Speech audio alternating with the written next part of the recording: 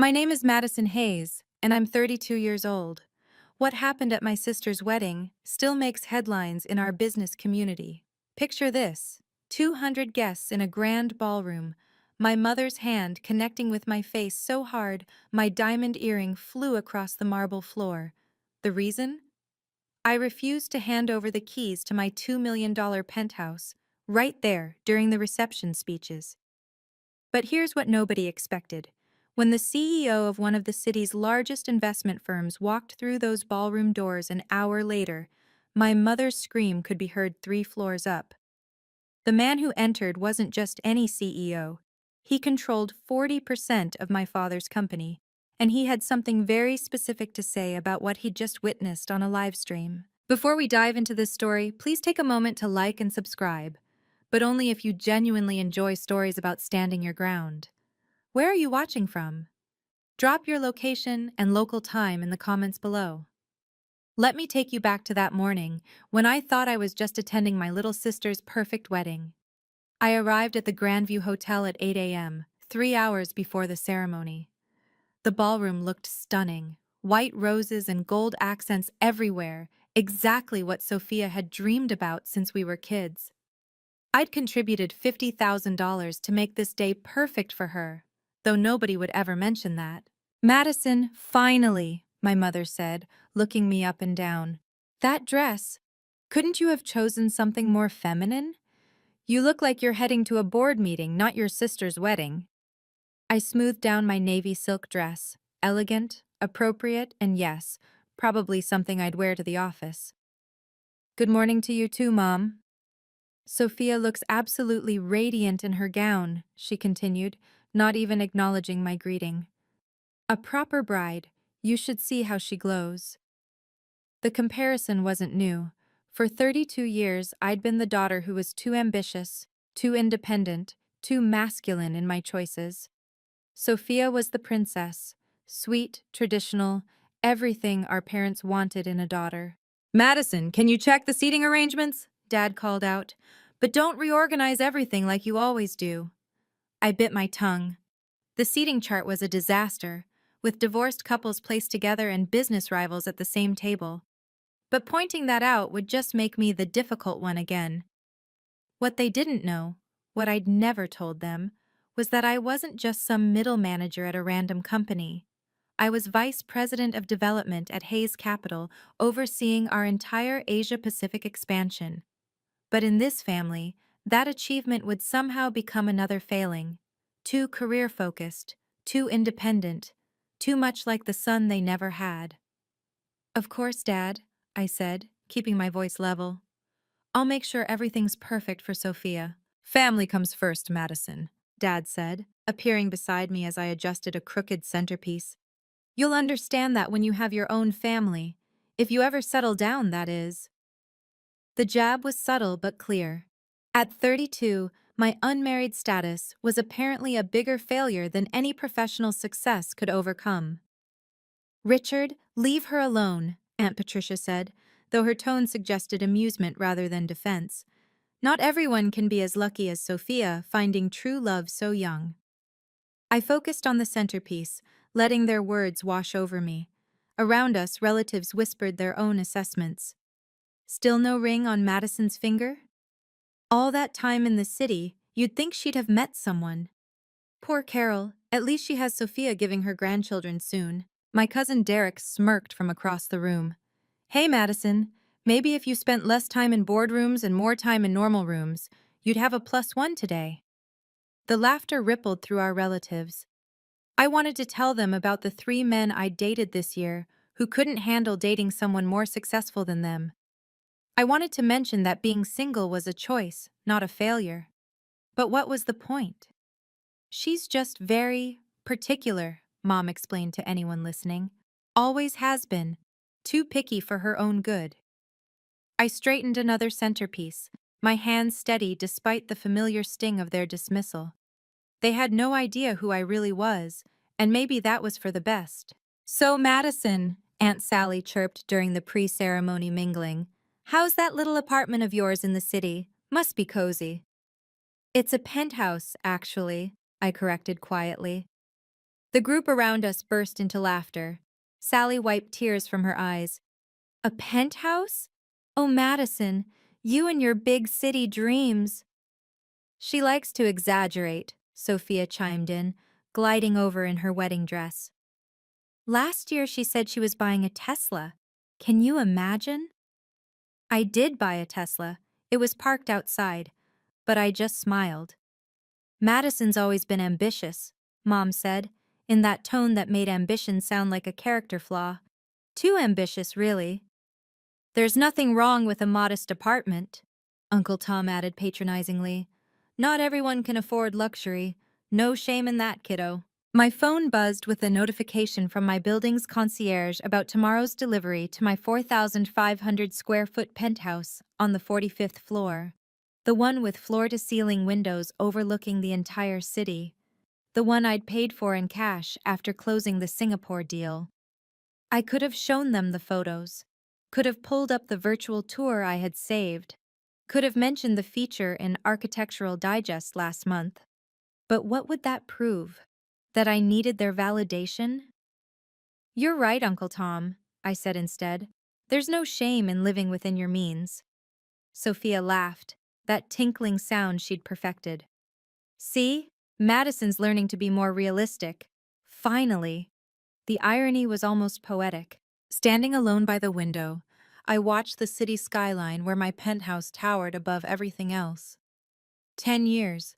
That's how long it had taken to build my career from entry-level analyst to VP. 10 years of 80-hour weeks, red-eye flights, and deals that made headlines in the Financial Times. That penthouse wasn't just property, it was proof. Proof that the girl they dismissed had made it.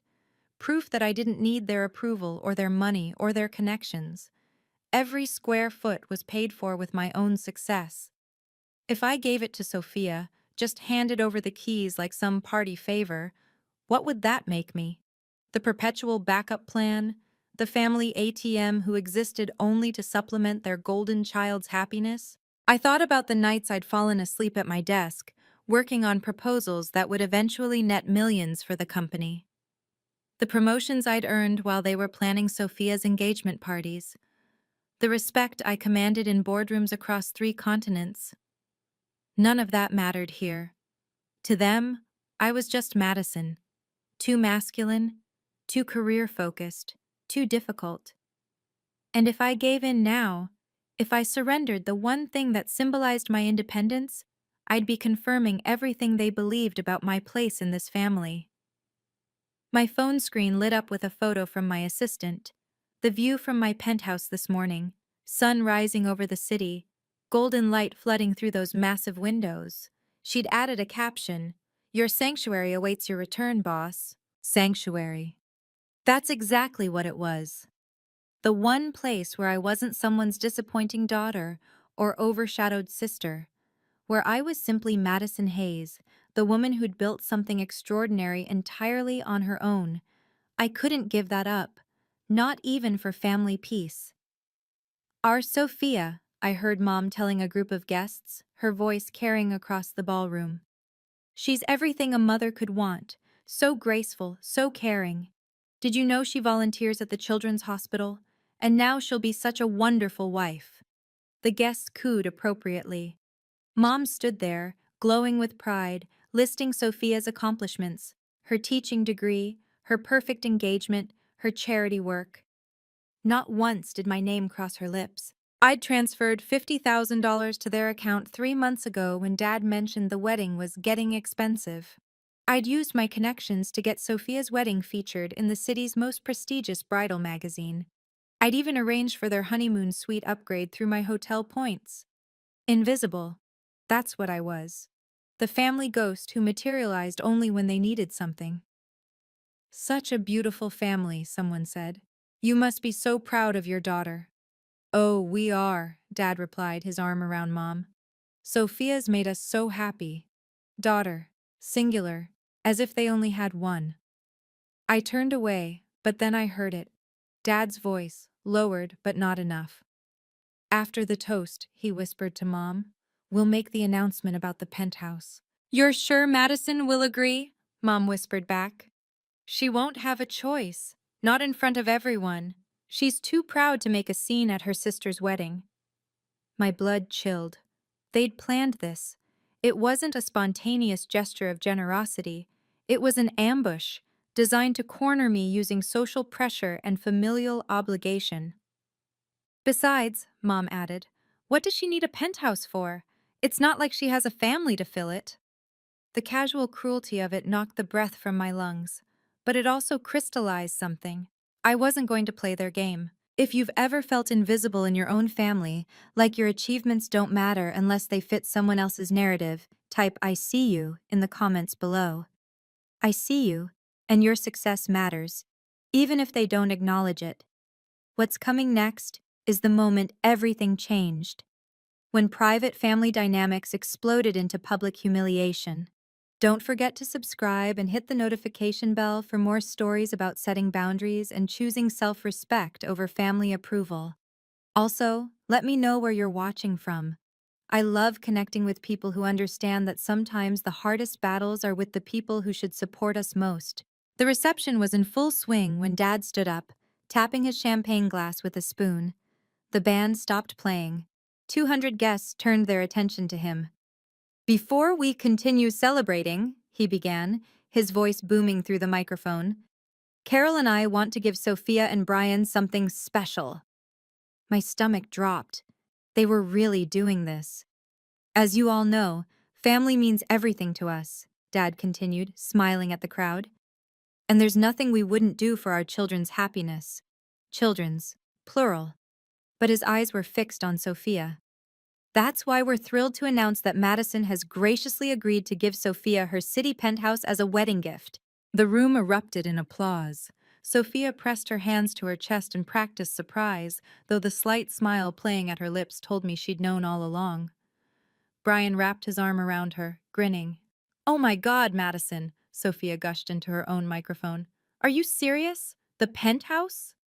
Every eye in the room turned to me. I stood frozen, champagne glass in hand, my mind racing. They'd orchestrated this perfectly. The announcement, Sophia's response, the public setting that made refusal seem monstrous. "Madison, come up here," Dad called out, waving me forward. "Let's have the whole family together for this special moment." The applause continued. People were smiling, nodding, some even wiping away tears at this beautiful gesture. I saw my boss's wife at table 12, 3 major clients at table 8. My entire professional network scattered throughout the room, all watching me, all expecting me to smile and play the generous sister. This wasn't just an ambush. It was a calculated assassination of my autonomy. I set down my champagne glass and stood slowly. The room fell silent, waiting. "I'm sorry, what?" My voice carried clearly without the microphone. Dad's smile faltered slightly. "Your penthouse, sweetheart, for Sophia and Brian." "This wasn't discussed with me," I said, keeping my tone level and professional. A ripple of whispers crossed the room. Dad's face reddened. "Don't be selfish on your sister's day," he said, still holding the microphone, ensuring everyone heard his words.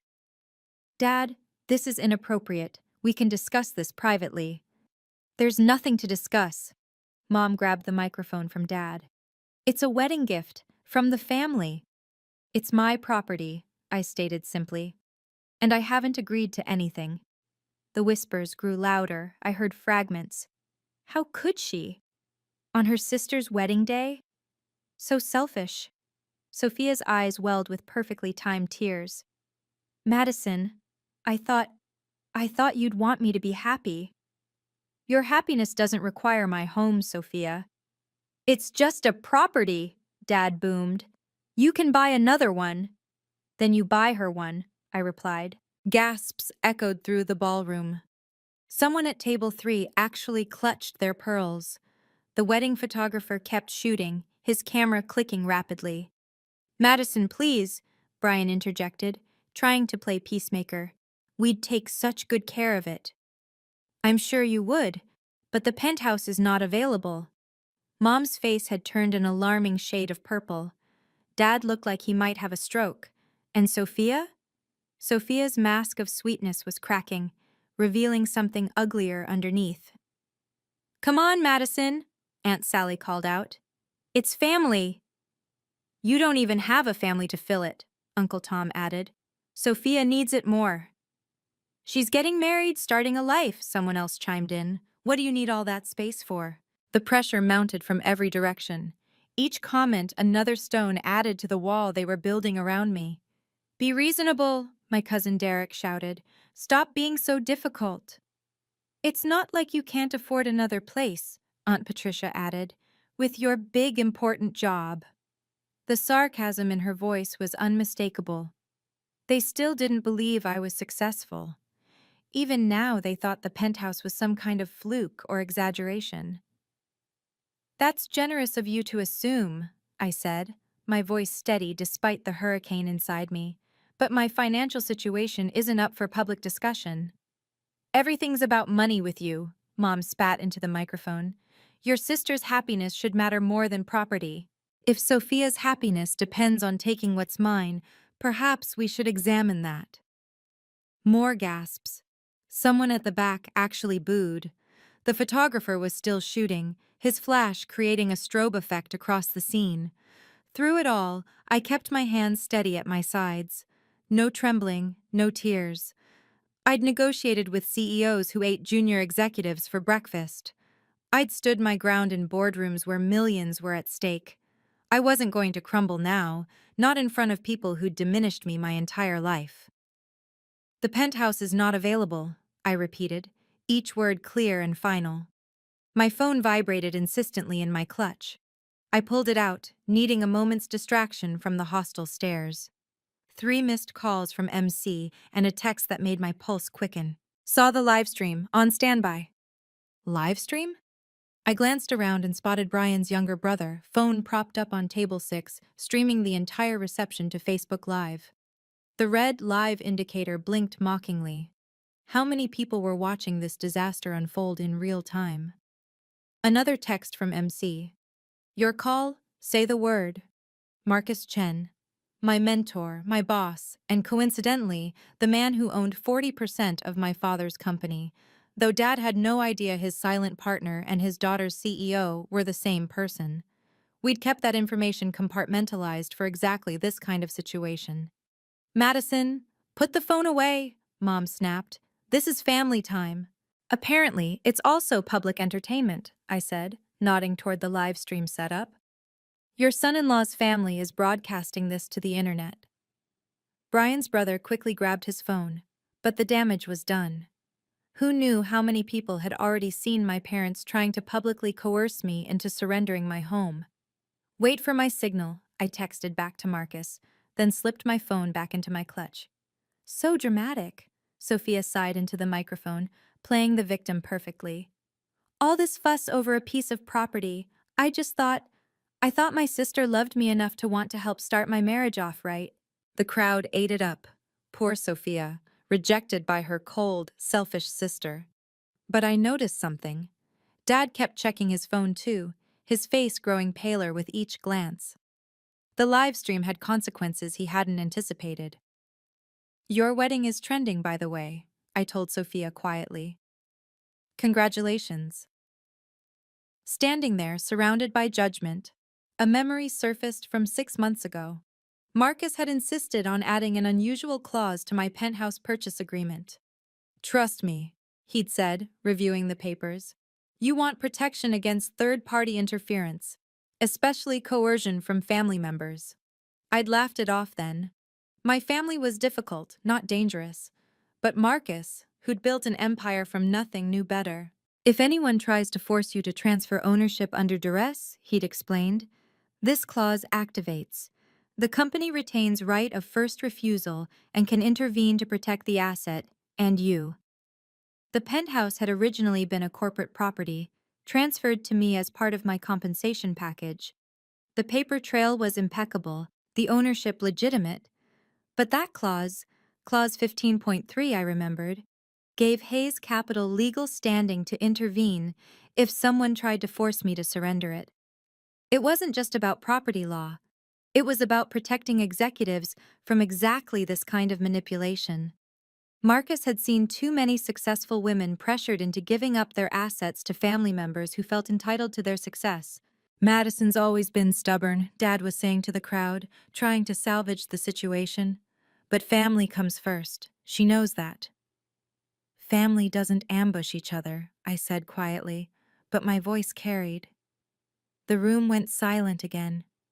Even the waitstaff had stopped moving, trays balanced in their hands, watching this train wreck unfold. I thought about the documents sitting in Marcus's office safe, the ones that detailed not just the penthouse ownership, but the entire financial structure of Hayes Capital, the ones that would be very interesting to my father if he knew his daughter was essentially his business partner's right hand.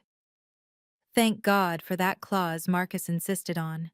Mom descended from the head table like an avenging angel, her beaded gown catching the light as she stormed across the dance floor. She still clutched the microphone, her knuckles white around it. Madison Hayes, her voice boomed through the speakers, you will not ruin this day. You will not embarrass this family. I'm not the one creating a scene, Mother. We raised you better than this. She was 3 feet away now, close enough that I could see the vein throbbing in her temple. We gave you everything. You gave Sophia everything, I corrected. I earned what I have. You ungrateful. She caught herself, remembering the audience. Then, with forced sweetness that fooled no one, Sweetheart, just give your sister the keys. It's such a small thing. No. The word hung between us like a challenge. Mom's face cycled through emotions: disbelief, rage, humiliation. The entire ballroom held its breath. You will do this, she hissed, momentarily lowering the microphone. Or so help me. Or what? I asked, genuinely curious what threat she thought would work. She raised the microphone again. Everyone. My daughter seems to have forgotten what family means. Perhaps you can help remind her. The crowd stirred uncomfortably. Some people called out support for Sophia, but others had gone quiet, sensing this had crossed a line. Give your sister the keys. Mom's voice had dropped to a dangerous whisper that the microphone still caught. Now. No. You selfish, ungrateful girl. The words exploded from her. After everything we've done, everything we've sacrificed, you can't do this one thing? You're a disgrace to this family. She was close enough now that I could smell her perfume, the same suffocating floral scent from my childhood, close enough to see years of resentment burning in her eyes. The slap came without warning. Mom's hand connected with my cheek with such force that my head snapped to the side. The crack echoed through the ballroom's perfect acoustics, amplified by the microphone she still held. My diamond earring, a gift to myself after closing the Singapore deal, flew off, arcing through the air in what seemed like slow motion before hitting the marble floor with a delicate ping. 200 guests gasped in unison. Then silence. Complete, absolute silence. The kind that makes your ears ring. The kind that makes every heartbeat sound like thunder. I stood perfectly still, my cheek burning, feeling the heat spread across my face. The photographer's camera had stopped clicking. The waitstaff stood frozen. Even the children at table 15 had gone quiet. Mom's hand remained suspended in the air, as if she couldn't quite believe what she'd done. The microphone in her other hand picked up her ragged breathing. I could see everything reflected in the mirrored walls. My reddening cheek, Mom's shocked face, Dad half standing from his chair, Sophia with her hands pressed to her mouth in what might have been genuine surprise. Brian's brother had his phone up again, capturing everything. The earring lay on the white marble, its diamonds catching the chandelier light, maybe 10 feet away. Such a small thing, but somehow it felt like the most important object in the room. I didn't move, didn't speak, didn't even bring my hand to my burning cheek. I just stood there, letting the silence say everything that needed to be said. Slowly, deliberately, I walked to where my earring lay on the marble floor. My heels clicked in the silence, each step echoing through the ballroom. I bent down, picked up the earring, and carefully put it back on. The simple action took maybe 30 seconds. It felt like 30 years. I straightened, smoothed my dress, and looked directly at my mother.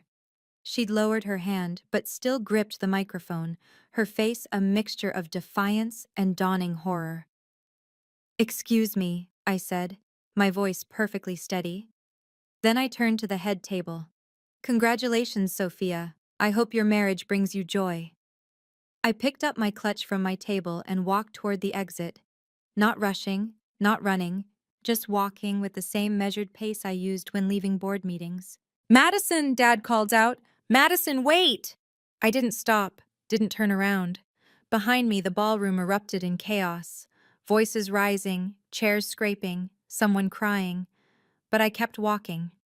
The moment I cleared the ballroom doors, I pulled out my phone and hit Marcus's number. He answered on the first ring. "Madison?" "Green light," I said simply. "Understood. How long do I have?" "Give me 45 minutes to get home." "Are you okay?" I touched my still burning cheek. "Execute the contingency, Marcus. Already mobilizing the legal team." "Madison." "Yes, now." "I meant, are you hurt?" "Nothing that won't heal," I said, entering the elevator. "But Marcus, make sure you bring the shareholder agreement, the one Dad never actually read." "With pleasure." I ended the call as the elevator doors closed, leaving my family's chaos behind. That moment, the slap heard by 200 people, did it make your blood boil? I know what it's like to be humiliated by the people who should protect you. But sometimes the best response isn't anger, it's strategic action. What comes next will show you why you should never underestimate someone you've pushed too far. If you believe in standing up for yourself, hit that like button. If you've ever had to set a hard boundary with family, type boundaries in the comments. The next part is where everything shifts, where the invisible daughter becomes the one holding all the cards. 45 minutes later, I was in my penthouse, ice pack against my cheek, when my phone buzzed with a text from Marcus. Entering the building now. I'd changed into jeans and a soft sweater. Armor wasn't needed anymore. The battle was already won. They just didn't know it yet. My phone lit up with notifications. Brian's brother's live stream had been shared over 500 times. The slap was already a gif. But I didn't care about internet fame. I cared about what was happening in that ballroom right now. Marcus texted again. Walking in, Richard just saw me. I could picture it perfectly. Marcus Chen, in his $10,000 Armani suit, walking into that ballroom with his signature confidence. 2 lawyers flanking him, briefcases in hand. The same Marcus Chen whose name appeared in Forbes. The same one my father had been desperately trying to schedule a meeting with for 6 months. Another text. His face just went white. Then, "Your mother is screaming." I walked to my floor-to-ceiling windows, looking out at the city lights. Somewhere down there, in that grand ballroom, my family was learning a lesson about consequences. My phone rang. Unknown number. "Hello? Madison?" It was Brian's brother, whispering. "You need to see this. Your dad looks like he's about to pass out. This Chinese guy in a suit just said your name and something about partnership agreements. Your mom literally screamed when she saw him. Who is this guy?" "Someone who believes in protecting his investments," I said. "Your dad keeps saying Mr. Chen over and over. Is this the Chen, the one who owns—" "I have to go," I said, ending the call. The city sparkled below, peaceful and oblivious. But in that ballroom, an empire was shifting. My phone rang again. This time it was Marcus. "You're on speaker," he said. "I'm here with your parents and their guests." I could hear the ballroom's stunned silence in the background. "Richard?" Marcus's voice carried that CEO authority that made board members squirm. "I need to clarify something for everyone present. Madison Hayes is not just some employee at my company. She's our Vice President of Development, managing our entire Asia-Pacific expansion." I heard collective gasps through the phone. "That's impossible," my father's voice, weak and confused. The Singapore deal that netted us 40 million? Madison led that. The Tokyo office that's now our most profitable branch? Madison built that from the ground up. The partnership with Samsung that your company desperately wanted a piece of? Madison negotiated every detail. You're lying, Mom's voice, shrill and desperate. Mrs. Hayes, your daughter is one of the most valuable executives in this city. The penthouse you tried to take, it was part of her executive compensation package. A package that I should mention includes certain protections. What protections? Dad asked. The ones that activate when someone attempts to coerce her into surrendering corporate assets, which, according to the live stream that's now been viewed 20,000 times, is exactly what happened here tonight. 20,000 in less than an hour. Furthermore, Marcus continued, as someone who owns 40% of your company, Richard, I'm deeply concerned about the judgment you've displayed tonight. Publicly attempting to steal from your own daughter? Allowing your wife to assault her? This raises serious questions about your leadership. You can't. This is family business, Dad sputtered. The moment you made it public, you made it my business. Madison, are you still there? I'm here, I said clearly. Would you like to press charges for assault? The ballroom held its breath. Let me explain something, Marcus's voice continued through the speaker. That live stream shows clear assault and attempted coercion. This triggers Clause 15.3 of our shareholder agreement, Richard, the one about moral turpitude and conduct unbecoming of leadership. What are you talking about? Dad's voice cracked. Page 47 of the agreement you signed 5 years ago. I can call an emergency board meeting within 24 hours. Given that I control 40% and the Jensen Trust controls another 15, they're very interested in this situation, by the way. You do the math. I could hear papers rustling. Marcus was laying out documents on the head table. This is extortion, Mom shrieked. No, Mrs. Hayes, extortion was demanding your daughter's property in front of 200 witnesses. This is consequence management. Madison. Dad's voice came through, pleading now. Tell him to stop. This is going too far. Too far? I finally spoke. Like slapping your daughter at a wedding wasn't too far? You can't destroy our family business over this. I'm not destroying anything, I said calmly. I'm protecting my assets and my dignity. Marcus is protecting his investment. If your behavior threatens that investment, that's on you. The video is everywhere, someone whispered in the background. It's on Twitter, Facebook, the local news picked it up. Here's what's going to happen, Marcus announced. Richard, you have 48 hours to issue a public apology to Madison. A real one, not some PR nonsense. You'll acknowledge her professional achievements and her right to her own property. Carol, you'll do the same, and you'll stay away from Madison permanently. Or what? Mom demanded. Or I exercise my options as a major shareholder. Your company needs my capital for the expansion project. Without it, you're looking at bankruptcy within 6 months. This is my daughter's wedding! Mom's voice had reached hysteria. You can't do this here! You're right, Marcus said smoothly. This isn't the time or place, which is why I'm giving you 48 hours to make this right. Madison's penthouse remains hers, untouched, uncontested. Any attempt to manipulate, guilt, or coerce her will result in immediate legal action. She's our daughter, Dad protested. Then treat her like one, Marcus shot back. Not like an ATM or a resource to be pillaged for your favorite child. I heard Sophia sob dramatically. This is supposed to be my special day. It still is, Marcus replied. I'm leaving now. But these documents stay with you, Richard. Read them, understand them, and remember, Madison isn't alone. She has the full weight of Hayes Capital behind her. Madison, Sophia's voice came through, trembling with tears. How could you do this to me? I didn't do anything to you, Sophia. I simply refused to give you my home. Everything else, the public announcement, the pressure, the slap, that was Mom and Dad's choice. But the penthouse is mine, bought with my money, earned through my work. If you want a penthouse, I suggest you earn one. You're so cruel. No, I'm just done being your family's sacrifice. I heard movement, chairs scraping, people murmuring. Then Marcus's voice, closer to the phone now. Madison, the papers are served. Your parents know their options. The ball is in their court. Thank you, Marcus. I'm sorry it came to this. So am I. The wedding photographer got everything, by the way. He's already sent us the high-resolution shots just in case we need them for legal purposes. Dad's groan was audible through the phone. 48 hours, Richard, Marcus said one final time. Public apology or I call the board. Madison, I'll see you Monday. The line went dead. I stood in my penthouse, looking out at the city, finally able to breathe.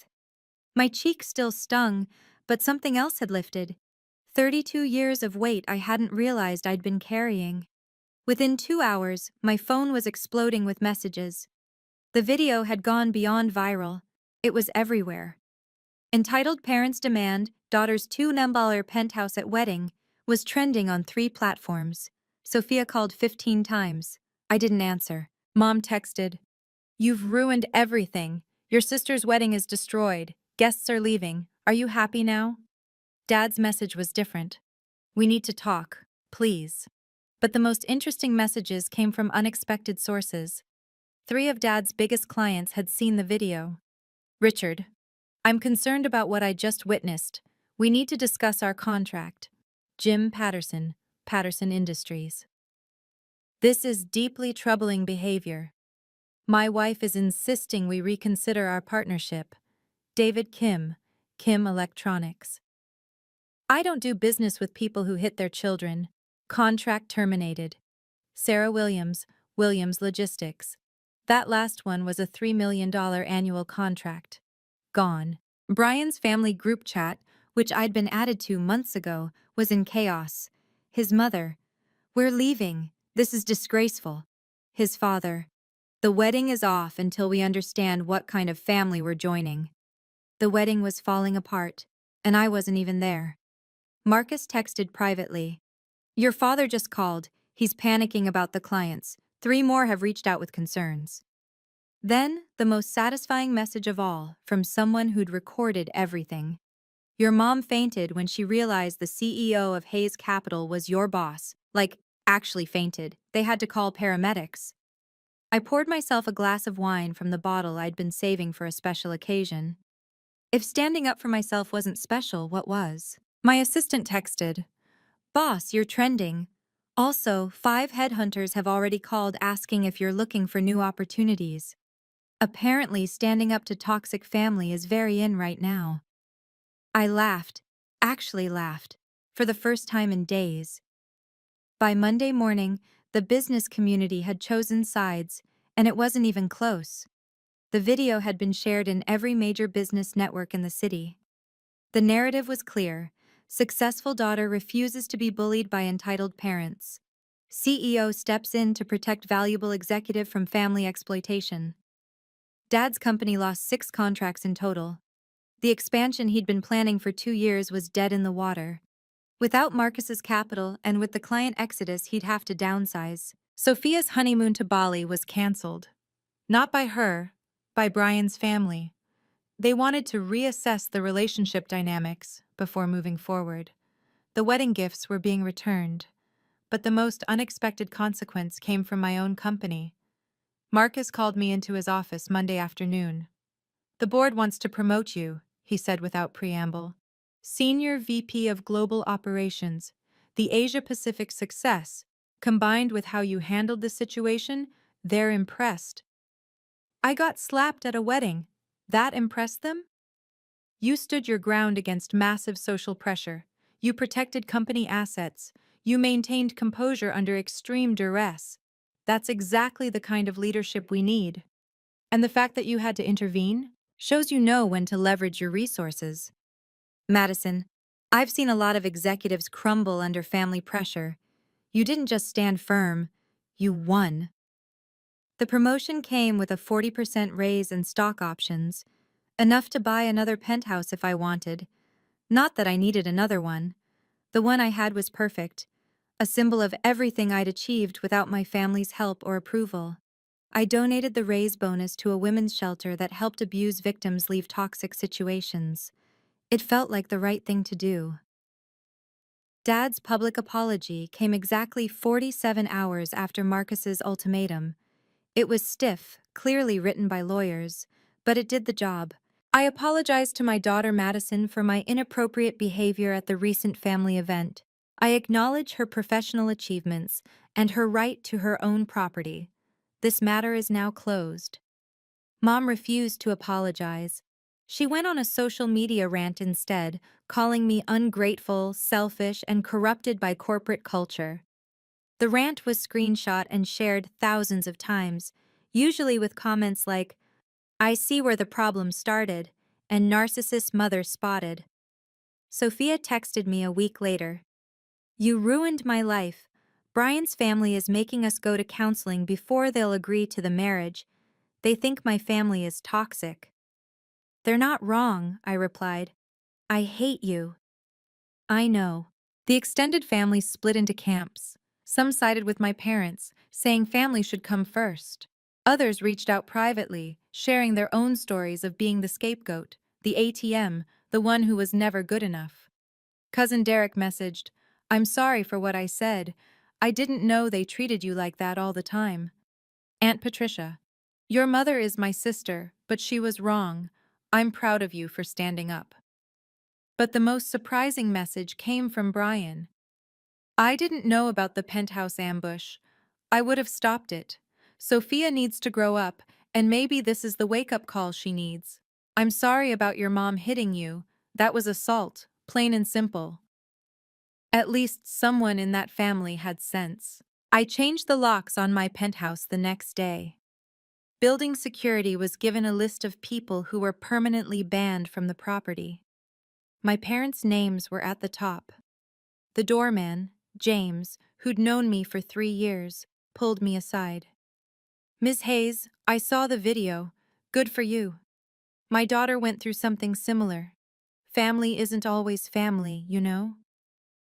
I knew. I blocked my immediate family on all social media platforms. No dramatic announcement, no explanation, just quiet removal of their access to my life. My work became my focus.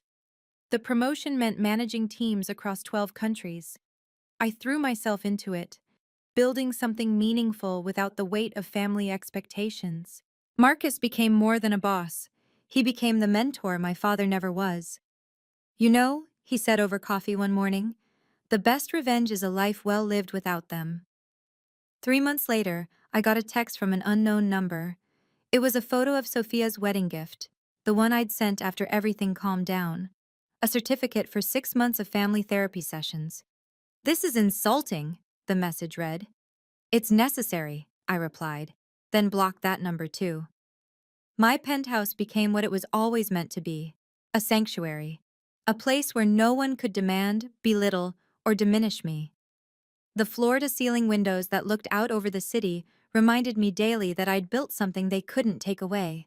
Not for lack of trying, though. 6 months later, the dust had settled into a new reality. I was thriving. The senior VP position had led to a feature in Forbes, 40 Under 40. The article mentioned nothing about the wedding incident, focusing instead on my innovative approaches to Asian market expansion. Dad's company had stabilized but never recovered its previous standing. He'd aged 10 years in 6 months. Through mutual business contacts, I heard he'd started therapy. Too little, too late, but at least it was something.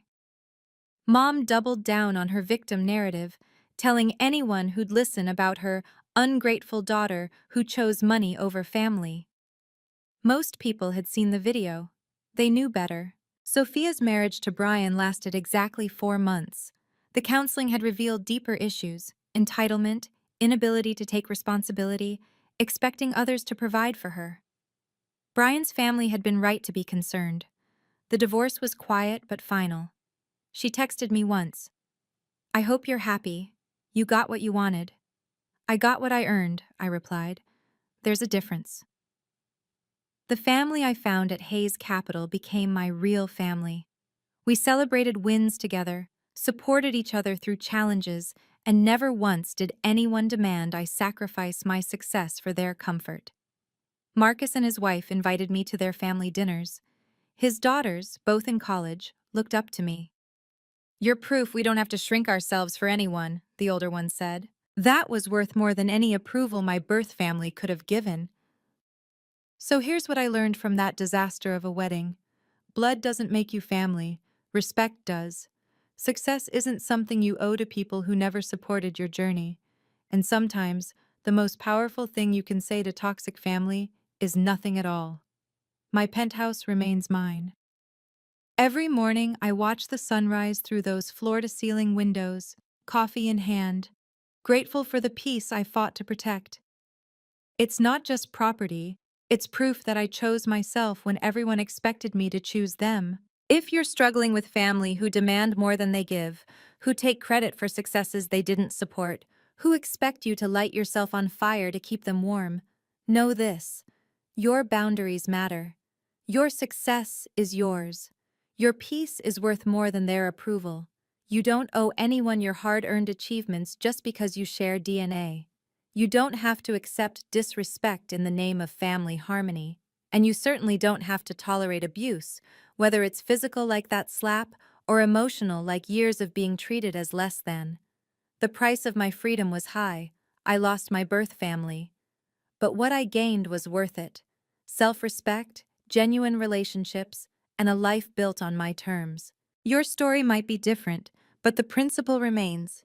You deserve to be celebrated, not tolerated. Choose people who choose you, not just when they need something, but always. What boundaries do you need to set today? Thank you for listening to my story. If you've ever had to choose between family approval and self-respect, you're not alone. Comment "Boundaries matter" if you believe in protecting yourself from toxic family dynamics.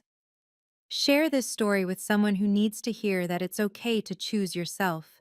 Subscribe and hit the notification bell for more stories about setting healthy boundaries and building chosen families. I'd love to know, are you Team Madison for standing my ground, or do you think family should always come first? Let me know in the comments.